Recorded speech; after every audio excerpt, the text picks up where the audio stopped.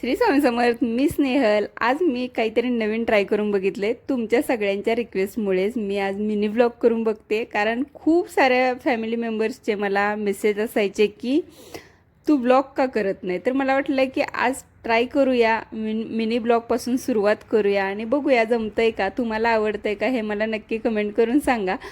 तर मी घरातली छान आवरावर करून घेतली, देवपूजा करून घेतली आणि दारासमोर रांगोळी माझी रोज असतेच असते. तर म्हटलं की आज याच फुलांचा वापर करून छान रांगोळी तयार करून घेऊया. आणि घरासमोर रांगोळी काढले की एकदम प्रसन्न वाटतं आणि जे लोक माझ्याकडे येतात त्यांना इतकं छान वाटतं. पहिलं लक्ष त्यांचं रांगोळीकडे जातं. तर मला आवडतं हे रांगोळी काढायला आणि मी लहानपणापासून माझ्या घरीसुद्धा बघत आलेली आहे. तुम्ही रांगोळी रोज काढता का, हे प्लीज कमेंट करून नक्की सांगा. आणि अशा पद्धतीने माझी रांगोळी झाली. आज एक ऑर्डर होती, खनची परकर पोलकची ऑर्डर होती. 2 वर्षाच्या मुलीसाठी हे आहे.